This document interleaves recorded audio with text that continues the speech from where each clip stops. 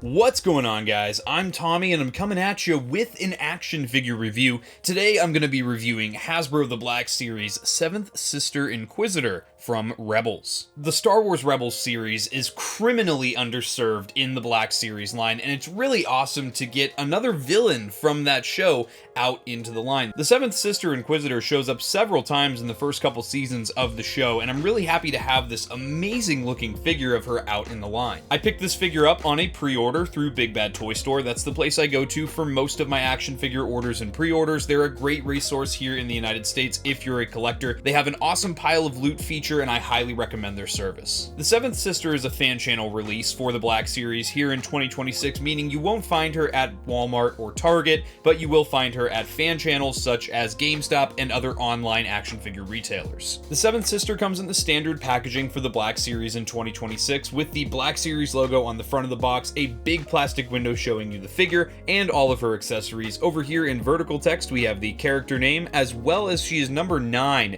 in the Rebels subline. Down below the window we have the Star Wars Rebels show name with the purple color for that same subline. Down below that we have some logos and legalese. On this side of the box we have the mural image here. You can see the 7th Sister, I assume that's Lothal in the background there, with her Seeker droid. That is a super cool accessory I definitely want to talk about in this review. Down below that we have the character name, and then on the back of the box we have some of the stuff we've already seen, like the Black Series logo, that same mural image we saw on the side of the box blown up a bit, the character name, and then we have a bio in about 1,000 different languages. This bio reads, "Quick, agile, and deadly. The 7th Sister Inquisitor was one of the Empire's elite Jedi hunters, dispatched to find Ahsoka Tano and her rebel friends." We reiterate, she is number 9 in the Rebel subline, and then down below that we have all our legalese. Guys, please don't feed this action figure to your babies. On this side of the box, we have the wraparound window, the wraparound banner, and our Black Series logo. On the bottom of the box, even more legalese, and on the top, nothing. That about wraps it up for the packaging, so let's get this one opened and we'll check her out.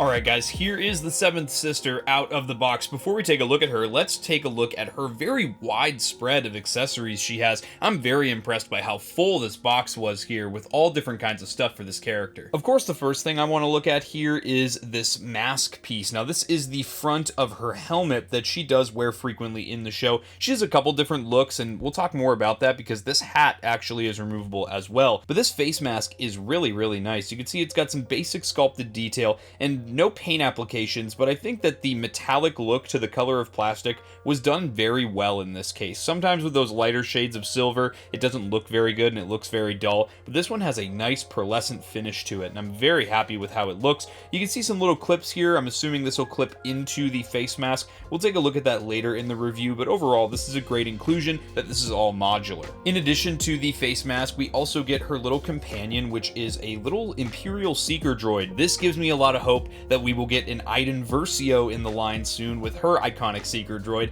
but this guy is really cool. He doesn't have any articulation, which, oh, I stand corrected. It looks like the back arm here is on a swivel, and it looks like the head swivels as well, so it's got a couple little pieces of articulation. Other than that, all of the arms are pre-posed, and that's completely fine by me. He's done on some very nice glossy black plastic with one red paint application for that photoreceptor on the front. This is great, and I can't wait to include this on the figure as well. This is a very integral part of the 7th Sister's character. Moving on, we get the 7th Sister's lightsaber, and the Inquisitor lightsabers are super, super cool. I love how, if you look really closely, every Inquisitor's hilt is slightly different from each other, and this one is really cool with just the little spikes here on the ends. That's neat. Once again, that dark gray plastic really does a great job of looking very metallic, and you can see there are some black paint applications on the center of the hilt. You can also see there is a very small peg so you can actually hook this onto her belt. We'll talk about that more later in the review.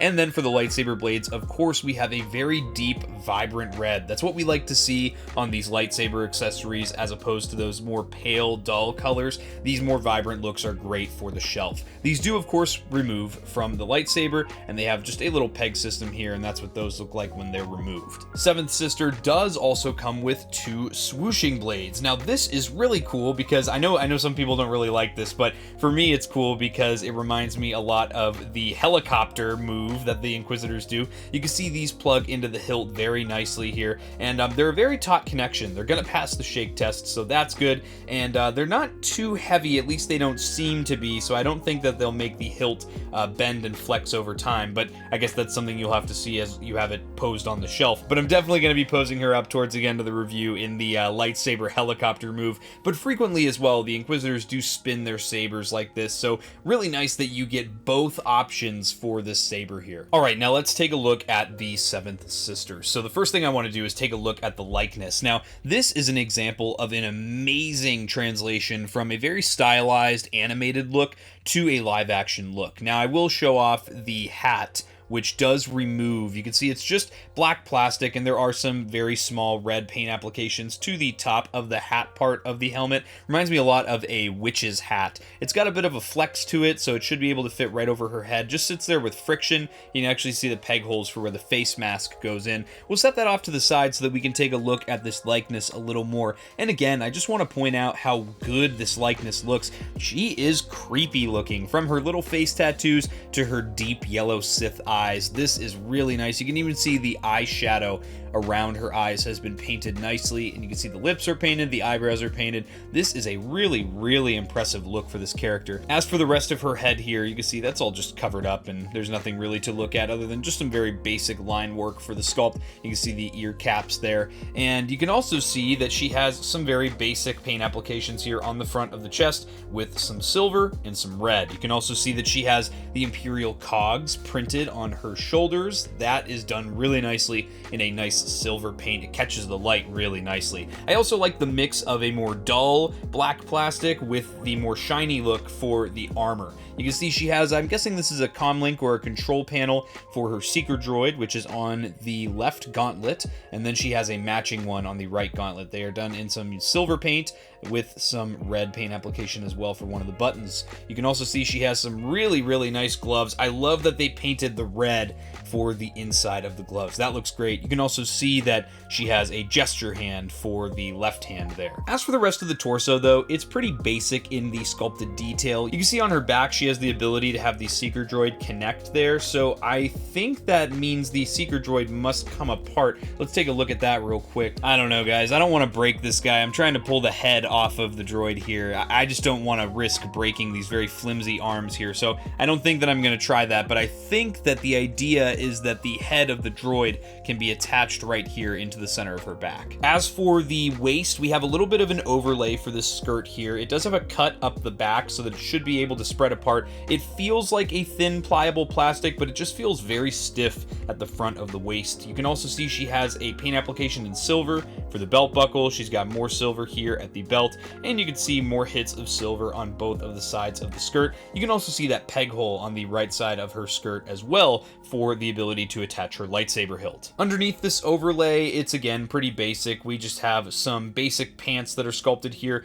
with a red line painted on the outsides of the legs. They did a good job of sculpting in some wrinkles and folds into the pants to make them have more depth to them and more texture. And the boots are also sculpted very nicely. You can see she has more red paint applications on the outsides of the boots, and those look really good as well. So overall, we have a really nice silhouette for this character, and I'm really excited to check out her articulation because as I was messing around with the figure, I can tell we're going to have a good time posing this one. So taking a look at the articulation, the Seventh Sister is a new figure in the Black Series, so she's going to have a lot of the newer articulation schemes. As far as the neck goes, we have a barbell joint, so one ball joint goes into the top of the neck, the other one goes into the head, and then we have an additional ball joint at the base of the neck, so you're going to get plenty of range out of that neck there. We can get her to look down a decent amount. We can also get her to look up a lot. That is a lot more than most Black Series figures can look up, which is amazing. We've got some nice tilt side to side for some attitude, and some right and some left. We've also got some butterfly joints, which are cleverly hidden underneath the torso overlay here. Those have some decent range forward and back. Not the best, but still better to have something rather than nothing. We also have a hinge and swivel at the shoulders, so that's going to get you to about a 90-degree bend at the hinge there. And then we also have a 360-degree swivel. At the elbows, we have an additional hinge and swivel, so that hinge is going to get you to a little bit past that 90-degree mark. Again, pretty typical for Black Series. And then we have an additional swivel at the top of the elbow. As for the wrists, we have some roly-poly joints, or some ball joints, if you will. And these are great because these are omnidirectional. These have a great range of motion in every direction. They're not limited to one axis like a hinge and swivel is. Definitely prefer these roly-poly wrists. Seventh Sister also has a ball joint about midway through the torso. It's hidden underneath this overlay here, and you can see that gives you some great added range as well. Underneath the overlay, we do have a ball joint at the hips. That does a decent job of giving you some range. It is a little bit stiff toward the front here, but I will say that cut in the back of the overlay does a good job of moving things out of the way here. We do also have a cut for a thigh swivel, meaning this is probably reuse from an older Black Series figure. My guess would be the fourth Sister Inquisitor. And then we also have a hinge and swivel at the knee. So that bend at the knee is going to get you past that 90-degree mark, which is a good range. And then we have a swivel at the top of the knee as well. At the ankles, we have the Hasbro Classic, the forward-facing pin for rocker, as well as a hinge, which gets you just a little bit of forward. Looks like the boot gets caught on the sculpting of that lower leg, and we have some really nice back as well. So overall, this is great articulation and really the standard of Black Series here in 2026. So we have quite a few accessories to take a look at with this figure, so let's check those out next. So I want to start off with the hat here. So we'll get the hat portion of the helmet on there. I like that it's put on there by friction so that you can actually have it centered no matter how you have the figure pose. It does pass the shake test, although it does feel a little wobbly. You're going to have to probably adjust it if you have her posed this way. You can see that she can still look down just the same. She can also look up just the same as well. Thankfully, the sculpt doesn't ride into the torso at all there, so that's nice. It also doesn't affect the tilt whatsoever, which is good too. I'm interested to see how the face mask works. So it looks like you should be able to just kind of clip this into place here. And it actually fits in very, very easily. I was actually surprised at how well that worked. You do have to have the hat part on to get it onto her head, and it's a very snug fit when it's all together. And as you can see, that also passes the shake test, and it's also very easy to remove as well. So I would say for this more complex engineering here, Hasbro did a really good job of giving a good silhouette to this character, and ultimately this might be the look that I go for her because I really like her masked look. Showing off the lightsaber here, I do just want to show that fits into that peg hole there. She does wear her lightsaber on her hip as opposed to the center of her back like many of the other Inquisitors do, and that looks really nice. That does also pass the shake test too. As for our Seeker droid here, I'm interested to see how this guy is going to end up fitting onto the character. Maybe we could get him to latch onto this little peg on the back here, which we could do that, but I'm going to see if there's a better way to pose this guy with her. I feel like he's essential to this character on the shelf. As for the Seventh Sister herself, of course, we're going to want her lightsaber with the blades attached. So let's get those blades back into the saber hilt, and I'm going to come up with some cool poses for her. Getting the lightsaber hilt into the hand, very easy to do. It's a very taut grip, and it passes the shake test no problem at all. Here we've got a basic pose for the Seventh Sister here, pointing her saber probably at Ezra or one of the other Rebels crew members, and she looks great. She gives off a very villainous silhouette, and I really like how this figure looks with just a basic pose.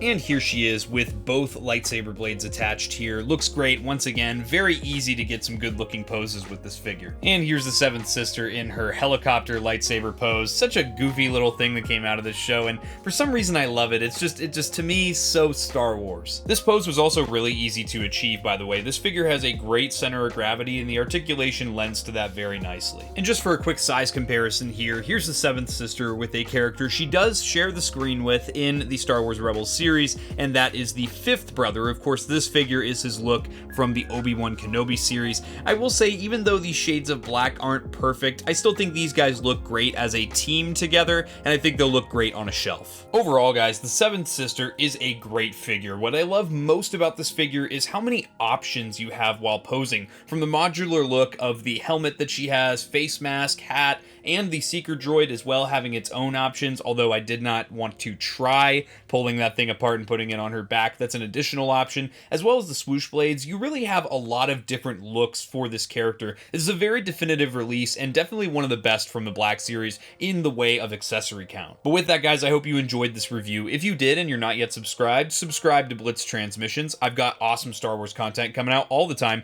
If you're an ARC Trooper in my Patreon, you would have seen this review early. If you'd like access to early content, monthly giveaways, and other awesome benefits, the link to my Patreon is in the description below. Become an ARC Trooper for just $4.99 a month. If you're a fan of the reviews I do here on YouTube, or you just want to support the YouTube channel more directly, you could also check out my YouTube channel membership, Rancor Battalion. For just 99 cents a month, it gives you access to exclusive badges, priority replies in my comments section, you get to vote on what I review next for the channel, just like the Patreon members do, and you get to check out all my reviews early here on YouTube. If you'd like some Blitz Transmissions swag, you could always head over to the Blitz Transmissions Armory over on Printify. Link to that is in the description below, as well as links to my Discord and all my social media. Guys, I hope you enjoyed this review. I'll catch you for the next one, and may the Force be with you.